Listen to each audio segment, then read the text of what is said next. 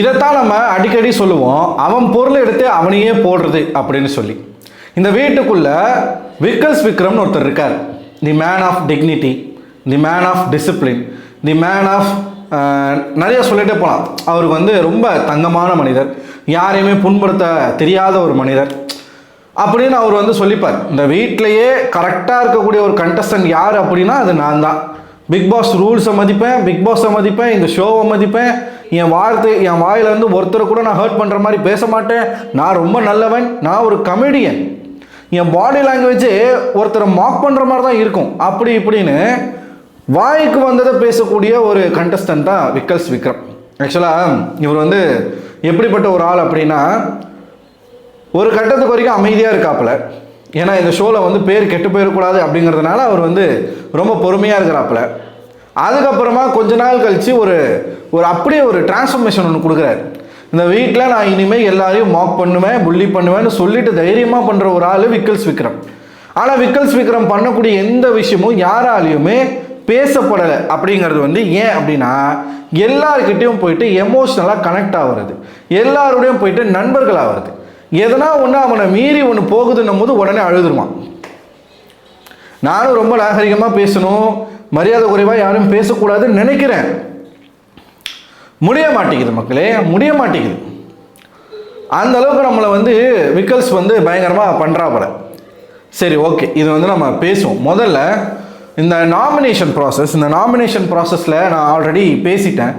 விக்கல்ஸ் வந்து திவ்யாவை சொன்ன விஷயங்கள் இருக்குல்ல, அதாவது திவ்யா வந்து ஒரு ஃப்ராடு என்னமோ வந்து சொன்னாரே, ஒரு நிமிஷம், ஈகோசென்ட்ரிக் மேனியக், ஒரு பையன் எப்படிப்பட்ட ஒரு அது பீட்ரு.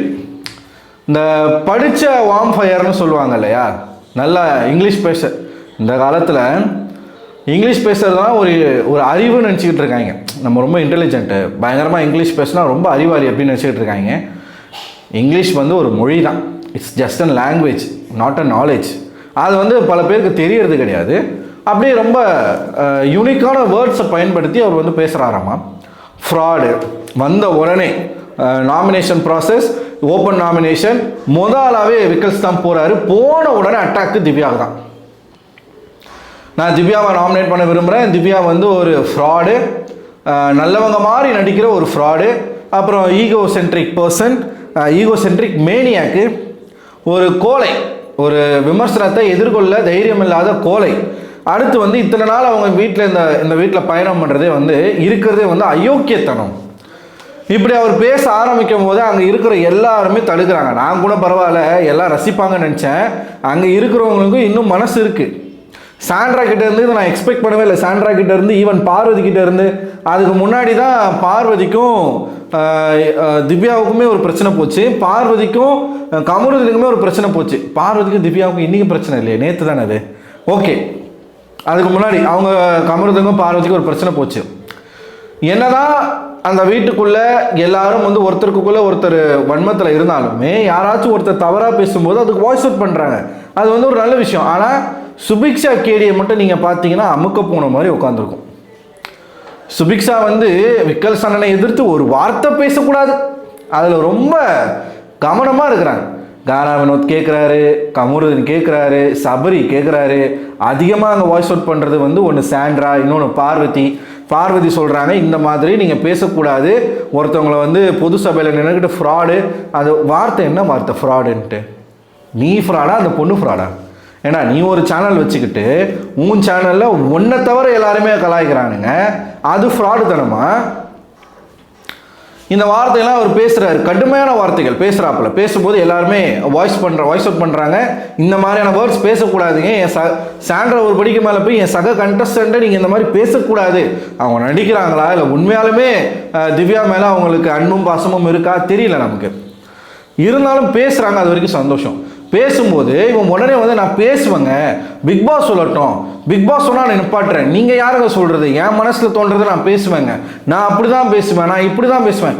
நான் என்ன கேட்குறேன்னா, அவன் நாமினேஷன் இந்த வார்த்தையெல்லாம் பயன்படுத்திட்டு பர்சனலாக பல விஷயங்களுக்கு போகிறாப்புல, பர்சனல் விஷயங்களை வந்து எங்கெங்கேயோ கொண்டு போகிறாப்புல.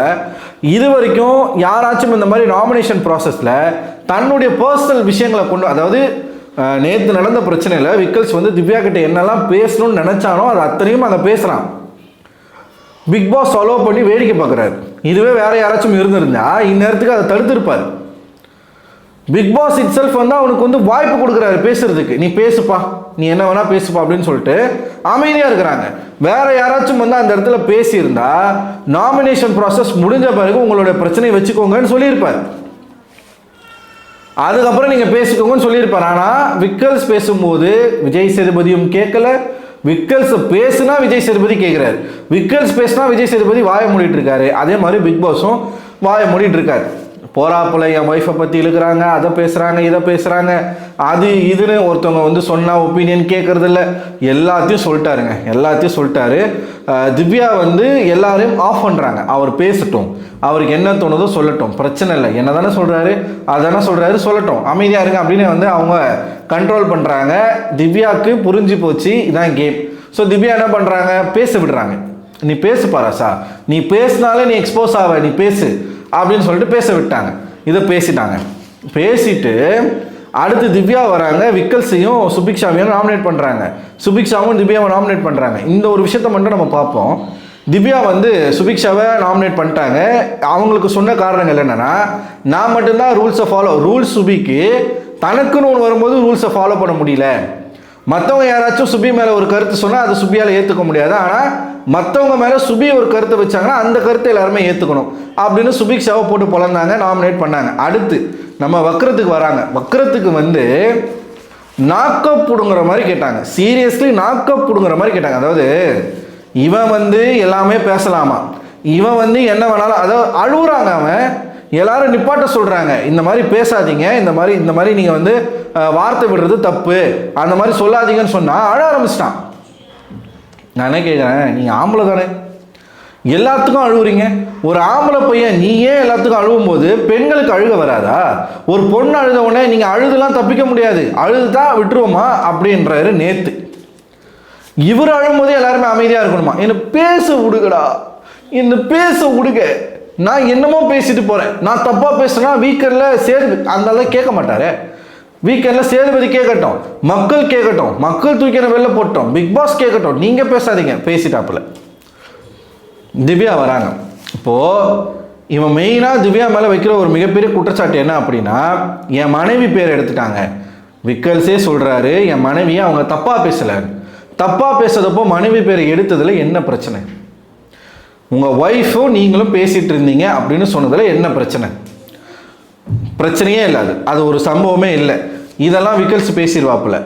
நம்ம திவ்யா வந்து விக்கல்ஸை பொறுத்த வரைக்கும் அவருக்கு ஒரு நியாயம், ஊருக்கு ஒரு நியாயம். இதே விக்கல்ஸ் தான் இப்போ தன்னுடைய மனைவியை வந்து பேசாதீங்க, என் மனைவி எதுக்கு இழுத்து பேசுகிறீங்க அப்படின்னு விக்கல்ஸ் வந்து அவ்வளோ கோவப்படுறாரு. இதே விக்கல்ஸ் தான் பார்வதியினுடைய அம்மா இருக்கும்பொழுது அவங்க அம்மா முன்னாடியே பார்வதி அம்மா இங்கே, பார்வதி இங்கே அப்படின்னு வந்து சொன்னாப்புல. அந்த அம்மா இருக்கும்போது சொன்னாரா இல்லாதப்போ சொன்னாரான்னு தெரியல, எனக்கு தெரிஞ்சு இல்லாதப்போ சொன்ன மாதிரி தான் இருக்குது. இவர் வந்து அதாவது பார்வதி அம்மா இங்கேயா, பார்வதி இங்கேயா, அப்போது அது பார்வதிக்கு எப்படி இருந்திருக்கும்? இந்த பாயிண்ட்டை யாருமே எக்ஸ்பெக்ட் பண்ணலை, விக்கல்ஸே எக்ஸ்பெக்ட் பண்ணலை. இந்த பாயிண்ட்டை வந்து திவ்யா வந்து எடுத்து பேசுவாங்க அந்த இடத்துல அப்படின்னு சொல்லி. இந்த பாயிண்ட்டை சொல்லும்போது தான் பார்வதிக்கே உரைக்குது, ஆமாம் இல்லை நம்மளை அந்த மாதிரி அவன் சொன்னால அப்படின்னு சொல்லிட்டு பார்வதிக்கே உரைக்குது. அடுத்து விஜய் சேதுபதி முன்னாடி இதே விக்கல்ஸ் விக்ரம் திவ்யாவுடைய அண்ணன் பேரை எடுத்து அவங்க அண்ணன் வந்து சொல்லியும் கூட அவங்க அதை மாற்றிக்கலை அப்படின்னு சொன்னார். நீங்கள் சொல்கிறது குற்றச்சாட்டு, நீங்கள் சொல்கிறது கிரிட்டிசிசம், நீங்கள் சொல்கிறது கருத்து, அதை எல்லாரும் ஏற்றுக்கணும். திவ்யா உங்கள் ஒய்ஃப் வந்து இப்படி சொன்னாங்க, அதை நீங்கள் செய்யலை அப்படின்லாம் உங்களை குத்தி காட்டலை, குற்றம் சொல்லலை. அவங்க வார்த்தையே ஒரே வார்த்தை, நீங்களும் உங்கள் ஒய்ஃபு சொன்னாங்க, உங்கள் ஒய்ஃபுன்னு, அதுவும் முதல்ல ஒய்ஃபுன்னு கம்ப்ளீட்டாக பேசுகிறது விக்கல்ஸ் தான். இந்த நேற்று நடந்த அந்த பிரச்சனையில் கூட உங்கள் வீட்டில் வந்து சொன்னாங்களே அதனால் கத்தி பேசுகிறீங்களா அப்படின்னு சொன்னாங்க. அதுக்கப்புறமா நானும் என் ஒய்ஃபும் பேசுகிறத ஒட்டி கேட்டிங்களா அப்படின்னு விக்கல்ஸ் சொல்கிறதுக்கு முன்னாடி ஒய் அப்படின்னு ஒரு வார்த்தை மட்டும் திவ்யா வந்து யூஸ் பண்ணுறாங்க. உங்கள் ஒய் அப்படின்னு வந்து சொல்கிறாங்க. அதோடு விக்ரம் பேசும்போது அது கட் பண்ணிடுறாங்க, வார்த்தையை திவ்யா கட் பண்ணிடுறாங்க. ஸோ முழுசாக மனைவி ஒய்ஃப் அப்படிங்கிற பேரை அவங்க எடுக்கலை, விக்கல்ஸ் வந்து கொண்டு வராரு. திவ்யா பேசினாலுமே விக்கல்ஸ் பேசினாலுமே அதில் தப்பு இல்லை, அதுதான் மெயின் மேட்ரு. அது ஒய்ஃபுன்னு கோட் பண்ணி பேசுறதுல எந்த விதமான தவறுமே கிடையாது. ஏன்னா அவங்க அந்த வீட்டுக்கு வந்துட்டு போயிருக்காங்க, அவங்கள பற்றி பேசலாம். அசிங்கமாக பேசலை, ஆபாசமாக பேசலை, தவறான கருத்து எதுவுமே பதிவு பண்ணலை. அது வரைக்கும் விக்கல்ஸ் வந்து சந்தோஷப்படணும். அதுக்கு இவர் வந்து எங்கள் அண்ணெல்லாம் எங்கள் அண்ணன் சொன்ன பாயிண்டெல்லாம் எடுத்து பேசுவாராமா. ஆனால் நம்ம வந்து ஒய்ஃப்னு சொன்னால் அவருக்கு வந்து பிடிக்காதாமா. அதாவது 5 வாரங்களாக யாருமே அவரை நாமினேட் செய்யக்கூடாதுன்னு தனக்கான ஒரு கூட்டத்தை சேர்த்துக்கிட்டு சுற்றிக்கிட்டு இருந்தவர் தான் இந்த வக்ரம் விக்ரம் அப்படிங்கிறத தெல்ல தெளிவாக திவ்யா அந்த இடத்துல போட்டு உடைச்சாங்க. இவன் ஆடுறது பியூராக எமோஷன் கேம். இந்நேரம் எஃப்ஜே இருந்திருந்தான்னு வச்சுக்கோங்களேன், விக்கல்ஸ் இவ்வளோ பேசி இந்த திவ்யா இடத்துல எஃப்ஜே இருந்திருந்தானா விக்கல்ஸ் இப்படி பேசியிருப்பானான்னு கேட்டிங்கன்னா கிடையாது. விக்கல்ஸுடைய தைரியம் வெறும் பெண்கள் கிட்ட மட்டும்தான். அது சாண்ட்ராவாக இருக்கட்டும், பார்வதியாக இருக்கட்டும், கெமியாக இருக்கட்டும், திவ்யாவாக இருக்கட்டும், இவங்க வியானாவாக இருக்கட்டும், துரத்தி பேசுவாப்பில். இதே ஒரு பையன் ஆப்போசிட்டில் பேசினான்னு வச்சுக்கோங்களேன், மூடிக்கிட்டு போயிடுவான், பொச்சை மூடிட்டு போயிடுவாப்புல. வார்த்தையே வராதேங்க. எஃப்ஜே போட்டு பொலந்தானே, ஒரு வார்த்தை பேசலையே. இதில் திவ்யா வந்து நாமினேட் பண்ணிட்டு போயிட்டாங்க. அடுத்து தாங்க ஹைலைட்டு. பார்வதி வந்து கேட்குறாங்க, அவள் ஒன்றும் அந்த மாதிரி உன்னை தப்பாவோ ஹாஷாவோ பேசலையே, நீ எதுக்காக இந்த வார்த்தையெல்லாம் பயன்படுத்துகிறேன்னு கேட்டால் இவன் என்ன சொல்கிறான், நான் வேணும்னு தான் பேசினேன், நான் அப்படி பேசினா அவங்க கோவப்படுவாங்கன்னு தெரிஞ்சு தான் நான் பேசினேன். திவ்யா கடைசியில் நாமினேஷன் ப்ராசஸ் சொல்லி முடிக்கும் பொழுது, நான் அவர் கண்ணுக்கு ஃப்ராடாகவே இருந்துட்டு போகிறேன், நான் கோலையாகவே இருந்துட்டு போகிறேன், நான் ஈகோசென்ட்ரிக்கு மேனியாக்காகவே இருந்துட்டு போகிறேன், எனக்கு அதை பற்றி பிரச்சனை இல்லை, திவ்யாவுக்கு தெரியும் திவ்யா யார் அப்படின்னு, அந்த திவ்யாவுடைய குடும்பத்தாருக்கும் திவ்யாவினுடைய ரசிகர்களுக்கும் தெரியும் திவ்யா யார் அப்படின்னு சொல்லி அவங்க வந்து ஒரு மாதிரி கண்களைக்கிட்டே போகிறாங்க. அதுக்கப்புறம் வெளியில் உட்காந்து அழுகுறாங்க. பார்வதி கேட்குறாங்க, இப்போ திவ்யா சொன்னது கரெக்ட் பாயிண்ட் தானே, இப்போ நீ வந்து ஒய்ஃப்னு சொன்னதுக்கு அவ்வளோ ட்ரிகர் ஆகுற. இவர் சொல்கிறாரு, நான் நேற்று தான் சொன்னேன் என் ஒய்ஃபை பற்றி பேசாதீங்க, அவ்வளோ நான் சொல்லியும் கூட இவங்க வந்து இப்போ என் ஒய்ஃப் பேரை இழுக்கிறாங்கன்னு சொன்ன உடனே பார்வதி சொல்கிறாங்க, நீ கூட தான் எங்கள் அம்மா எங்கே நான் எங்கெல்லாம் பேசியிருக்கேன், அப்போ அதெல்லாம் தப்பு இல்லையாடா அப்படின்னு பார்வதி கேட்ட உடனே அடிச்சாரு பாருங்க ஒரு அந்தர்பெல்ட்டி. பார்வதி நீ என் ஃப்ரெண்டு, பார்வதி நீ எனக்கு அந்த ஸ்பேஸை கொடுத்துருக்குற, பார்வதி யார்கிட்டனா போய் பேசுறது, அவங்க வந்து அது அப்புறமா ரியாக்ட் பண்ணாங்கன்னா நீங்கள் அந்த ஸ்பேஸ் எனக்கு கொடுத்தீங்க, நான் மன்னிப்பு கேட்டுக்கிறேன், இனிமேல் நான் உங்ககிட்ட அந்த மாதிரி நான் பேச மாட்டேன், நான் ஃப்ரெண்டு நம்ம வந்து கேஷுவலாக பழகுறோன்றது உரிமையில் நான் பேசினேன். எப்படி இவர் பேசினா உரிமையில் பேசுவாராமா, மற்றவங்க பேசக்கூடாதாமா? இது என்னடா லாஜிக் இது என்ன லாஜிக் இது? நீங்கள் நல்லா நோட் பண்ணீங்கன்னா திவ்யா நாமினேட் பண்ணும்போது சிரிச்சுக்கிட்டு இருக்காப்புல. யார்? விக்கல்ஸ் சிரிச்சுக்கிட்டு இருக்காப்புல. இவர் வந்து அடுத்தவங்க வந்து திவ்யா அந்த பாயிண்ட்டுமே சொன்னாங்க, அடுத்தவங்க இவர் மேலே ஏதாச்சும் குறைகள் சொல்லும் பொழுது இவர் சிரிப்பாராம். ஏங்க சிரிக்கிறீங்கன்னு கேட்டிங்கன்னா, ஏங்க நான் ஒரு கமெடியங்க, என் பாடி லாங்குவேஜே அப்படி தாங்க இருக்கும் அப்படின்னு இவர் சொல்லுவாராம். இவர் என்ன கமெடியன், எத்தனை படத்தில் இவர் காமெடியாக, என்ன செந்தில் கவுண்டமணியா, இல்லை அடுத்த வடிவேலா, அடுத்த விவேகா, இல்லை அடுத்த சந்தானமா, இவருக்கு என்னமோ என்ன யோகி பாபுவா, பல படங்கள் வந்து குவிஞ்சு இவருக்கு வந்து வரிசையில் நிற்கிதா? என்ன நீ காமெடியன்? நீ ஒரு ஸ்டாண்டப் காமெடியன். காமெடியன் வேற, ஸ்டாண்டப் காமெடியன் வேற, ஓகேவா? அந்த காமெடியன் நல்லாவே இருக்காது, ஆனால் எல்லாரும் சிரிச்சுக்கிட்டு இருப்பாங்க. அப்படித்தான் விக்கல்ஸ்னுடைய ஷோ. இந்த சைடு நீங்கள் கட் பண்ணீங்கன்னா இவர் வந்து திவ்யா பேசும்போது சிரிச்சுக்கிட்டு இருக்காரு. நேற்றுக்கு இவர் வந்து திவ்யா எமோஷ்னலாக பேசுகிறாங்க, அப்போ இவர் சிரிக்கிறாரு. திவ்யா அதை பார்த்துட்டு தான் சொல்கிறாங்க, நம்ம வந்து பேசிக்கிட்டு இருக்கும்போது ஆப்போசிட்டில் இருக்கிற பர்சன் வந்து சிரிச்சாங்களா, அது நமக்கு எவ்வளோ ஹர்ட் ஆகும் அப்படின்னு. இதைத்தான் நேற்று திவ்யா வந்து விக்கல்ஸுக்கு காமிச்சாங்க. நீங்கள் எமோஷ்னலாக பேசுகிறீங்கன்னு சொல்லும் பொழுது இன்னொருத்தவங்க சிரிச்சா உங்களுக்கு எப்படி இருக்கும், அப்படிலாம் பண்ணது எல்லாமே இதுக்கு தான். லிட்ரலாக விக்கல்ஸ் வந்து இந்த வீட்டுக்குள்ளே நடிக்கிறது எல்லாமே போலி ட்ராமாக்கள் தான். இன்றைக்கி வந்து அவன் கத்துனதும், என்னை பேச விடுங்கன்னு சொன்னதும், நேற்று அவன் வந்து ஒரு மாதிரி விக்கி பேசினதும், இது எல்லாமே ட்ராமா தான், எமோஷ்னல் ட்ராமா. எல்லாரும் விக்கல்ஸை அப்போஸ் பண்ணி பேசினாங்க. விக்கல்ஸ் வந்து ஒன்ஸ் அழ ஆரம்பித்தோன்னே எல்லாரும் அமைதியாகிட்டாங்க, சரி பேசிட்டு போ அப்படின்னு சொல்லி. ஸோ இந்த வீட்டுக்குள்ளே ஃபேக்காக சுற்றிக்கிட்டு இருக்க ஒரு ஆள் யாருன்னா இந்த விக்கல்ஸ் விக்ரம். அவனை போட்டு பொழந்த திவ்யா மொத்தமாக வந்து விக்கல்ஸ் வந்து என்னமோ நினச்சிட்டு இருக்காரு, நம்ம திவ்யாவை எக்ஸ்போஸ் பண்ணிட்டோம், திவ்யாவுக்கு நேரம் வெளியில் வச்சு செஞ்சுக்கிட்டு இருப்பாங்க நம்ம பசங்க, நம்ம வந்து வீட்டில் சொல்லிட்டு போயிட்டாங்க, நம்மளை வந்து கத்தி பேச சொல்லிட்டாங்க, நம்மளை மக்கள் கொண்டாடுவாங்கன்னு அவர் நினச்சிக்கிட்டு இருக்கார். ஆக்சுவலாக இன்றைக்கி வந்து முழுக்க எக்ஸ்போஸ் ஆனது விக்கல்ஸ் தான். திவ்யா இன்றைக்கி அன்அஃபிஷியல் ஓட்டிங்கில் டாப் 1ல் இருக்காங்க. இப்போதைக்கு நிலவரம் நான் சொல்கிறேன். வினோத்தை 2வது இடத்துக்கு தள்ளி திவ்யா ஃபர்ஸ்ட் பொசிஷனில் இருக்காங்க. இதுக்கு விக்கல்ஸ் விக்ரமுக்கு கோடான கோடி நன்றிகள். புரியுதுங்களா?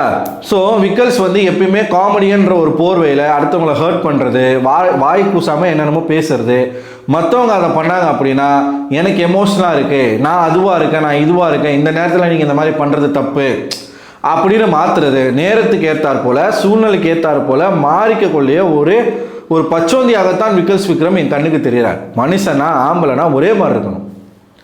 ஆனால் அவனா அழுவுறது, யாருன்னா எதனா சொல்லிட்டாங்கன்னா மூலையில் போய் உட்காந்து அழுவுறது. நீங்கள்லாம் பேசலாமா?